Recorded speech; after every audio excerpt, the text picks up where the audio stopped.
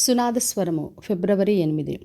యెహోవా ఐగుప్తీయులను ఇశ్రాయేలును వేరుపరచున్నాడని మీకు తెలియబడినట్లు మనుషుల మీదనే కానీ జంతువుల మీదే కానీ ఇశ్రాయేల్లో ఎవరి మీదనైనను ఒక కుక్కయు తన నాలుక ఆడించదు. నిర్గమకాండము 11వ అధ్యాయము 7వ వచనం.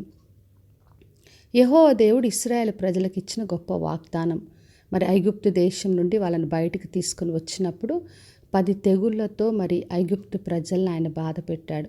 ఆ సమయంలో ఇశ్రాయేలు ప్రజలతో చెప్పాడు, నేను ఐగుప్తీయులను ఇశ్రాయేలు ప్రజలను వేరుపరుస్తానని మీకు తెలియబడినట్టు మనుషులకు కానీ జంతువులకు కానీ ఎవరికి కూడా చిన్న హాని నేను రానియను అని ప్రభు చెప్పాడు.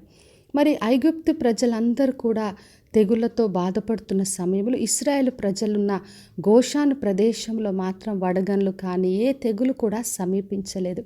మరి మన దేవుడు మనల్ని వేరుపరిచే దేవుడు, మనల్ని కాపాడే దేవుడు. అది మనకి ఈ రోజున వాగ్దానం చేస్తున్నాడు.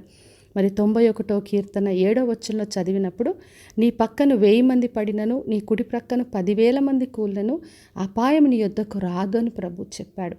మరి ఏది ప్రక్కన జరుగుతున్నా కుడి పక్కన ఎటువంటి సమస్యలు వచ్చినా కూడా మన దగ్గరికి అపాయం రాకుండా కాచి కాపాడే దేవుడు. ఏ తెగులు నీ గుడారము సమీపించదని వాగ్దానం ఇచ్చాడు. అందుకే మనమున్న ప్రదేశంలో ఏది కూడా రాకుండా కాపాడుతాడు. అంతేకాకుండా మరి ఐగుప్తీయులకు మరి ఇశ్రాయేలు ప్రజల పట్ల కటాక్షము కలగచేసి వాళ్ళు బయటికి వచ్చేటప్పుడు వెండి బంగారాలతో దేవుడు పంపించాడు. మరి ఎంతకాలం వాళ్ళు దాస్యములో బాధ కన్నీరు దుఃఖం అనుభవించారో దానికి బదులుగా వారికి అన్నీ కూడా ఇచ్చి సమృద్ధిగా బయటికి తీసుకొచ్చే దేవుడు. అందుకే మనము ఆయన బిడ్డలుగా ఎక్కడున్నప్పటికీ కూడా ఆయన కాపుదల, ఆయన మనకు తోడుగా ఉండి నడిపిస్తానని చెప్తున్నాడు. మరి ప్రకటన గ్రంథం 3వ అధ్యాయం 10వ వచనంలో చదివినప్పుడు, లోకమంతటి మీద రాబోయే శోధన కాలమందు నేను మిమ్మను కాపాడుదును అని చెప్తున్నాడు. అంటే లోకం పైన వచ్చే శోధన సమస్యల సమయంలో మన దేవుడు మనల్ని కాచి కాపాడే దేవుడు.